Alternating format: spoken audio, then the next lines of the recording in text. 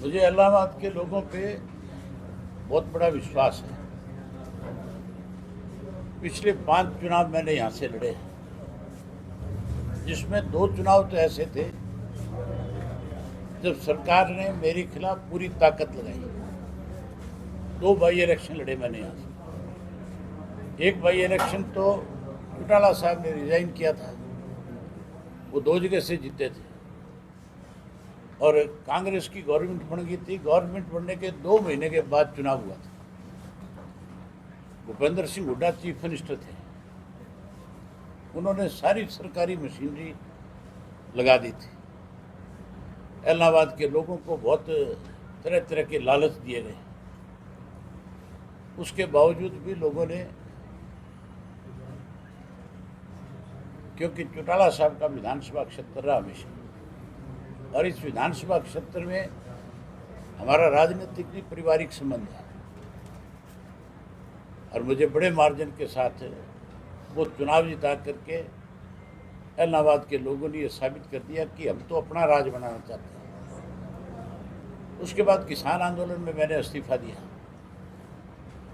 और उससे पहले जो चुनाव हुआ, जब 75 पार की बात की जा रही थी, तब मेरे खिलाफ वोट मांगने के लिए अमित शाह आए थे, और आखिरी दिन जब चुनाव प्रचार का था, उस दिन देश के प्रधानमंत्री मोदी जी भी आए थे, और यहाँ तक भी क्या किए गए थे कि अगर ये सीट मुझे जिता करके दोगे तो मैं इलाहाबाद के लोगों को बड़ी सौगात दूंगा। लेकिन उसके बावजूद भी लोगों का आशीर्वाद मेरे साथ रहा, और मैंने भी हमेशा मेरे से जो संभव हो सकता था, हर तरह की कोई कमी ना रहे, उसके लिए काम किया। मैंने हमेशा एक चीज़ का ध्यान रखा कि लोगों का भाईचारा खराब ना हो, लोगों में आपस में विवाद ना हो, और मेरा प्रयास ये रहा कि भाईचारा मजबूत हो, विकास के काम ज़्यादा हो। मेरा व्यक्तिगत किसी से कोई विरोध नहीं है। मेरे लिए हर व्यक्ति जो है, जो सही है वो सही है, जो कोई गलत था मैंने उसको गलत कहा। उसके बाद जब बाई इलेक्शन आया मेरा, उस बाई इलेक्शन में भी कोई कसर नहीं छोड़ी सरकार ने। सैकड़ों करोड़ रुपया मेरे खिलाफ खर्च किया था, और लोगों ने फिर मुझे आशीर्वाद दिया। अब तो लड़ाई सरकार बनाने की है। अब हालात जो प्रदेश के हैं, उससे एक चीज स्पष्ट है कि ना कांग्रेस बहुमत में आ सकती, ना बीजेपी आ सकती। अब की बार बहुजन समाज पार्टी और इंडियन नेशनल लोकदल पार्टी का जो गठबंधन है, वो फैसला करेगा सरकार का। और जब लोग हमारे ऊपर विश्वास करेंगे, भरोसा करेंगे, तो मैं लोगों को सरकार बना करके दूंगा, ना कि मैं किसी और की सरकार बनाने में विश्वास रखूंगा। हम अपनी सरकार बनाएंगे। सरसा जिले के लोगों की लड़ाई अपनी सरकार बनाना है।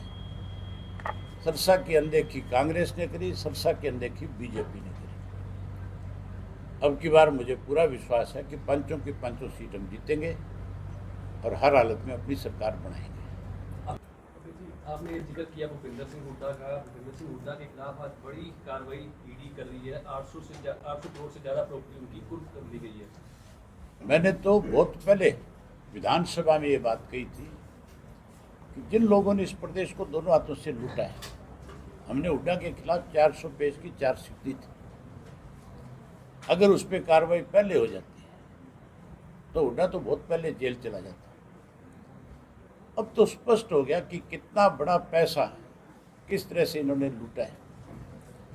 आज 850 करोड़ की जो प्रॉपर्टी इनकी अटैच करी गई है, अब किस चीज़ की देरी है, किस चीज़ का इंतजार है?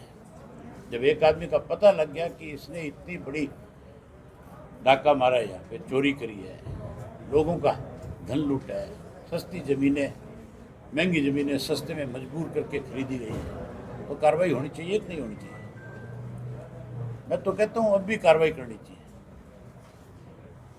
अगर नहीं कार्रवाई करते हो तो इसका मतलब जो बात हम पहले से कह रहे हैं कि बीजेपी और कांग्रेस मिली हुई है, तो फिर ये साबित करती है, अगर हुड्डा के खिलाफ कार्रवाई नहीं होती तो इस बात पर मोहर लगती है कि हुड्डा भाजपा के साथ मिला हुआ, इसलिए भाजपा इस पर कार्रवाई नहीं कर रही। किस तरह की कार्रवाई होनी चाहिए? जो एक डाका मारने के खिलाफ होनी चाहिए। जब मुकदमा दर्ज कर लिया तो फिर अरेस्ट क्यों नहीं, पूछताछ क्यों नहीं? पूछताछ होनी चाहिए कि नहीं होनी चाहिए? और ये जो पर्चा दर्ज हुआ है ये मान के चलो पूछताछ के बाद ही हुआ है, सारी इंक्वायरी होने के बाद हुआ है। अगर औरों को पकड़ा जाता है तो इसको क्यों छोड़ रखा है? पकड़ना चाहिए।